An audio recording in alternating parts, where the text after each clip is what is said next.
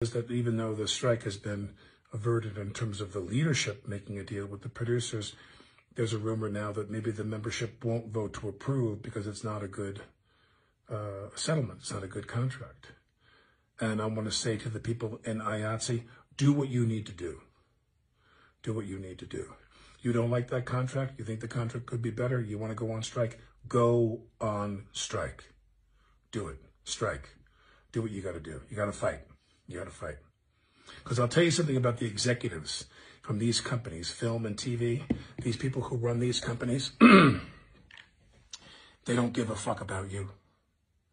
They don't give a fuck. They don't give a fuck about anything.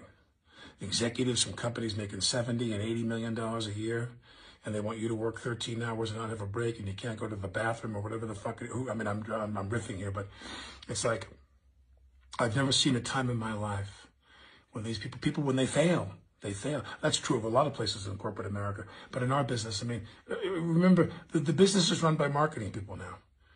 Every studio, I don't have to name them by name, every studio, every network, 3 networks plus Fox. I don't consider Fox a network.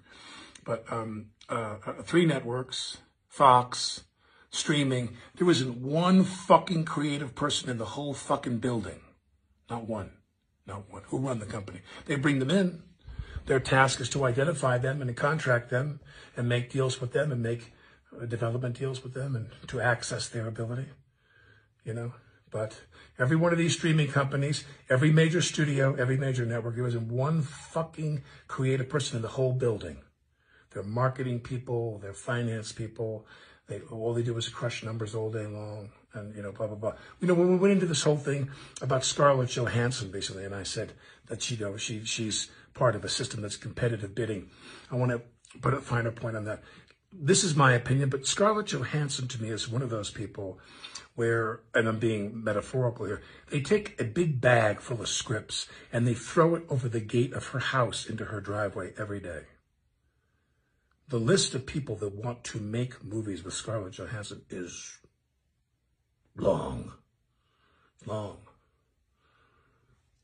You know, everyone's dream is to get someone who's on top, the big, young, leading lady, talented, beautiful. She's got all those things. She has everything. And the whole point is that she doesn't have to, like I said, you think she goes in there and puts a gun to the executives at Disney's head and tells them what number to put on her check? How fucking stupid are you if you believe that? It's a competitive business. Someone walks up and says, we want you to do this movie. I'll give you $5 million, $8 million, $10 million, $12 million, $20 million, $25 million. They're bidding for her. And she's in the house playing with her kids.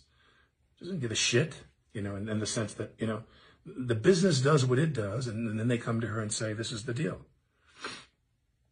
You know, it's like when you say that people who are actors are overpaid, well, I have a list of a few actors I think are overpaid. I have a longer list of actors I think are underpaid. But the point is that I can't believe that the lower the amount, there's an inverse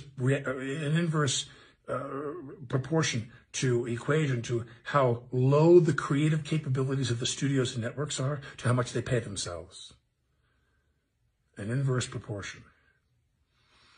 The worse the shit is they put out, the worse crap they put out on TV and on streaming and in movie theaters, the more they pay themselves.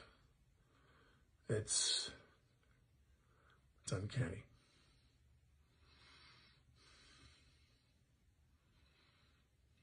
Colin Powell, rest in peace. Beatles, Stones. What can I say? Get Back is coming from Disney Plus. That was a creative inspiration on the part of Disney Plus. And if IATSE wants to go on strike, I support you.